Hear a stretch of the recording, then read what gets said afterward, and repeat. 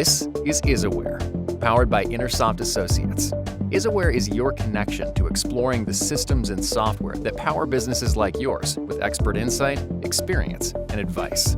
Welcome back to IsAware. I'm Chris Bentliff, and I'm joined today by Hy Goldstoff and Abe Unger, as always. But we've got a special guest, and we've got Gus Patakakis. He is the CEO of LI Server Solutions, managed service provider in the Long Island and surrounding regions, but more than that. So Gus, welcome to this incredibly powerful show, and we'd love to learn a little bit about you and about LI Server Solutions. So let's start with, Hy said right before we started, they do managed services, but it's a lot more than that. What did he mean? What do you do over there at LI Server Solutions? So we're an outsourced IT department for small business across the tri-state area. We also do managed services. Managed services typically means that we actually manage products such as antivirus, disaster recovery, backup solutions, cybersecurity aspects of technology. So when we mention that we're more than just an MSP, we actually become the internal but outsourced IT department of small businesses.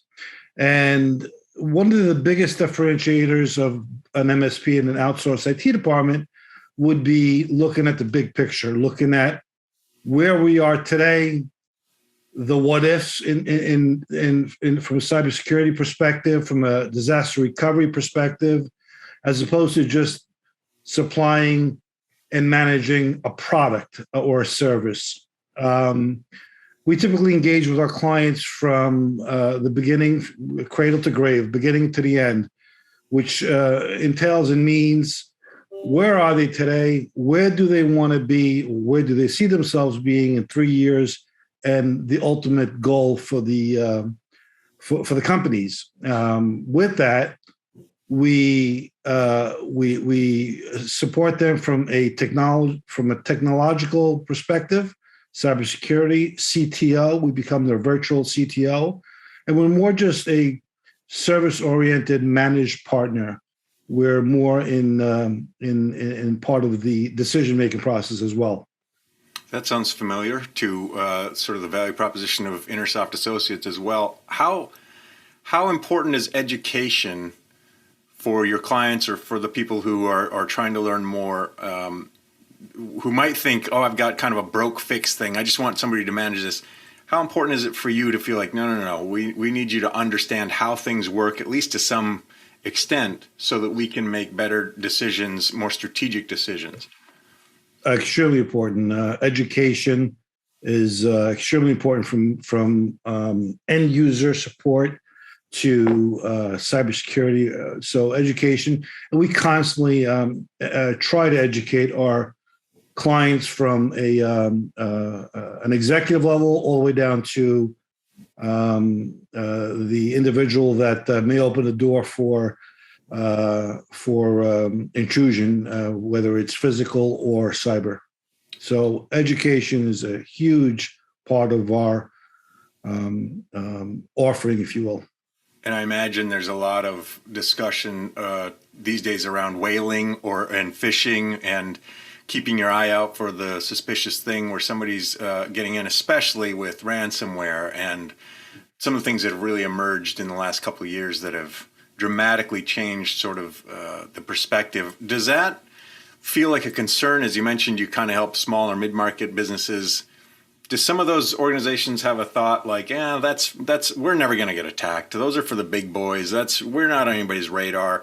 Is there a sense of complacency that is misinformed in that, or how do you approach that with small businesses who don't maybe understand the vulnerabilities they could be experiencing?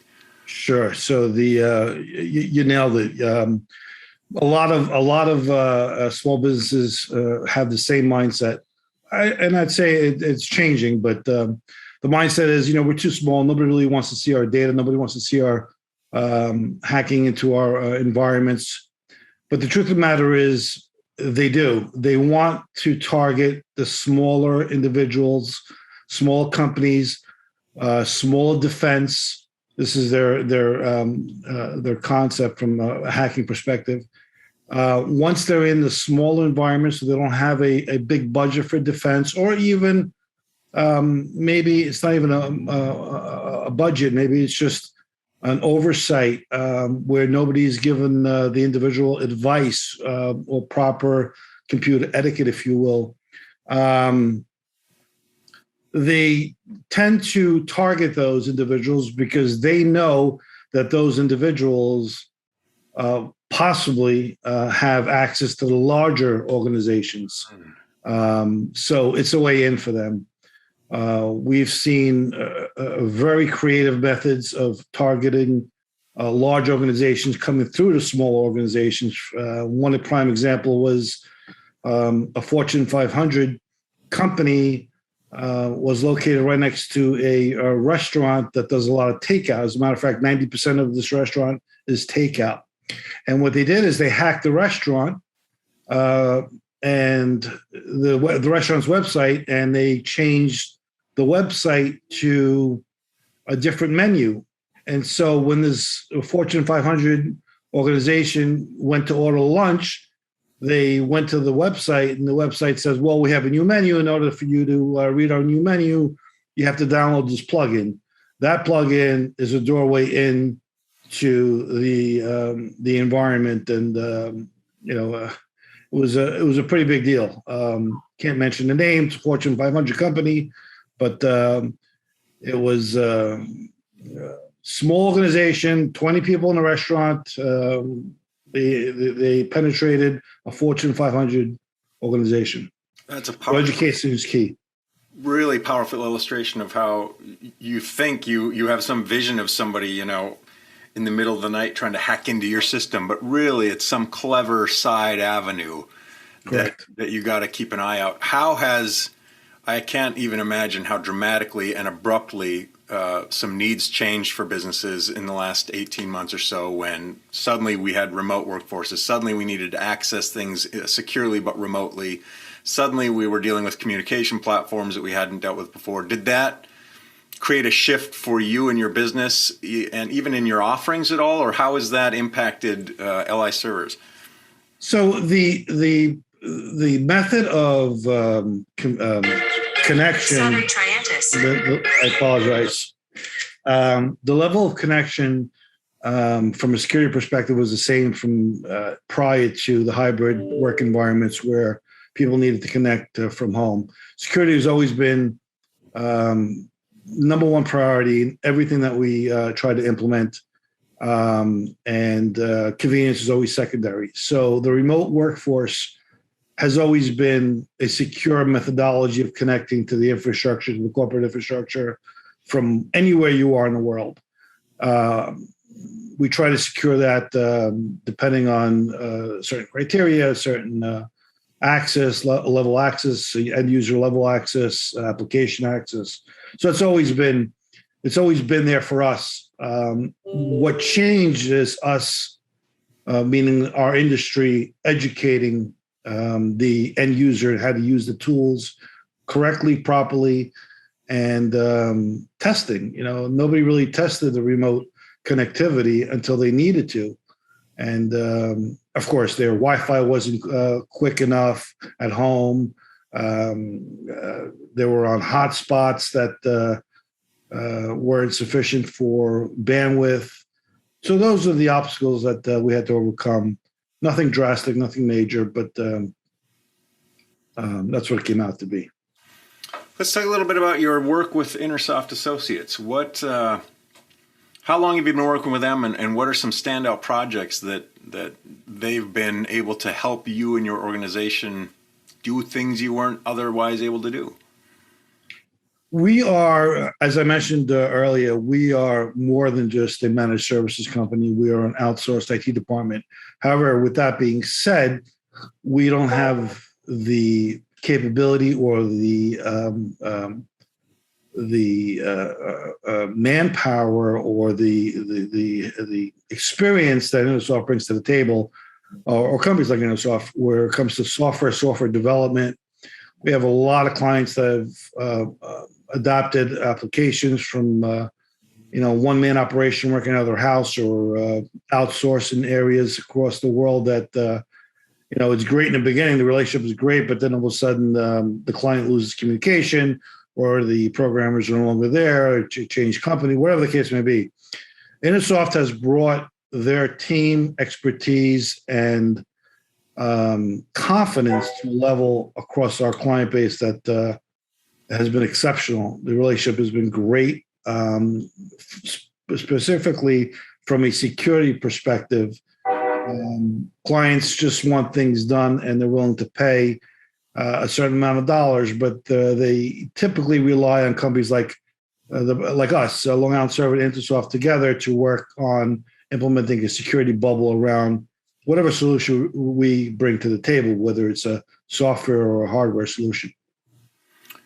So that's been a blessing in disguise.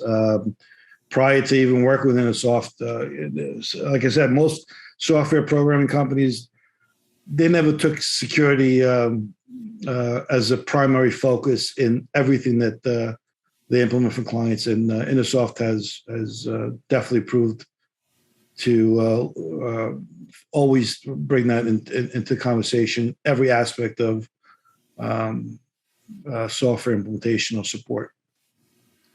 You talked. I have to say one thing that about Gus. One of the clients we share in common. Whenever we want to do something, he really he wants to understand it. He wants to question it. Make sure we're not, scoping out too much of a job. That we understand, what he needs, and give him, what he needs, and not go too far. So there's a lot of questioning, which is absolutely fine. Whenever Gus says do something, he says okay. Never asks. And he is a really tough taskmaster at times, but not a problem. Gus, okay, that's fine. Let's do whatever Gus says. So, well, Gus, you shared right away at the top that kind of you work in kind of a consultative way to take a big picture approach and ask some questions about, but why, almost strategic questions. Where are we looking? What do we want to do? And then I said, that sounds familiar. Hi, when you started working with Gus on some of his projects, can you talk a little bit about what that discovery process, we've talked about your process, InterSoft's process before, but what were some of those, key understandings that you were able to develop, particularly where security is concerned, which is so important to Gus? Well, and Abe can speak to this much better, but when we're doing any piece of software, certainly software that is public facing, where where it's less of a controlled environment, it's really important to make sure that it can't be hacked, that there's proper authentication, and just make sure that we are working within whatever their internal policies are. And we know that's important, and then we implement something that.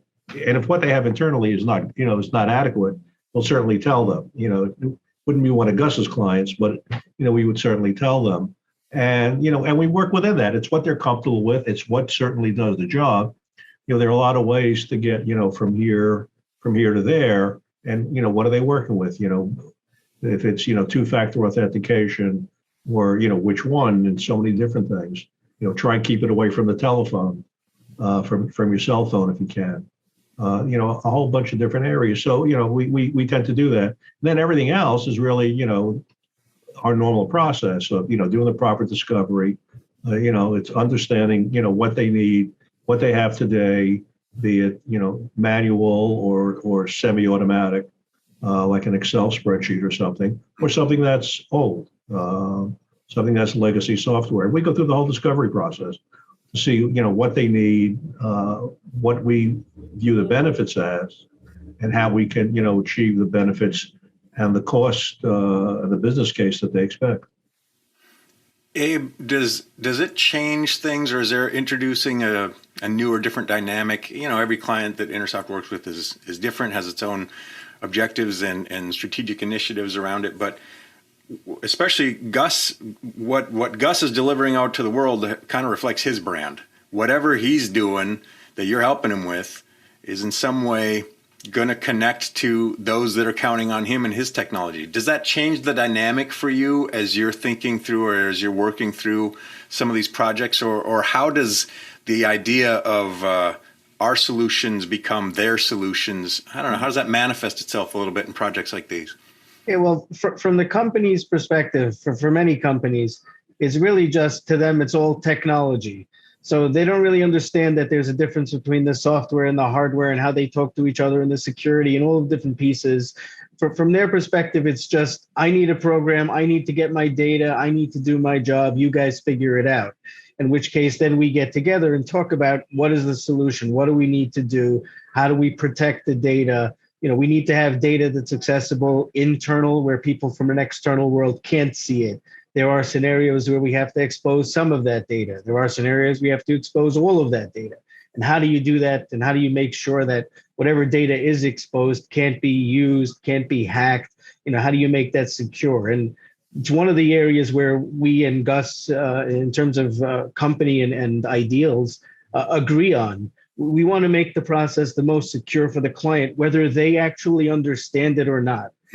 We want to explain it to them as best we can to make sure that they understand that what we're doing is all for the benefit of their company so that, all that data is secure. But we're both on the same wavelength. We want to make sure that we get the best possible solution out there. We get the clients what they need. We do exactly what they need. We don't undersell. We don't oversell. We give them what they want so that they can be successful and they can grow. What's also interesting is collaborating with Gus and his team. It's always a case of, 1 and 1 equals 3. By able to do that, we each are able to do a better job. And that's because we have the same philosophy. We're all really invested in the client's success. What we get out of it is secondary. Making sure the client succeeds is paramount in what we want to do, what we want. And it's rare that you get 1 and 1 equals 3.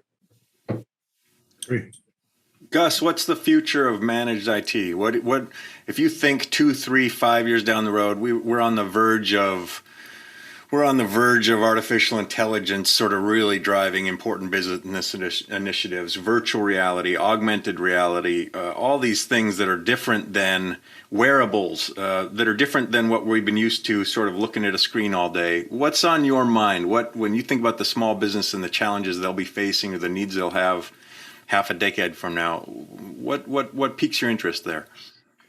The challenge is always going to be security. They're getting smarter, more creative, targeted.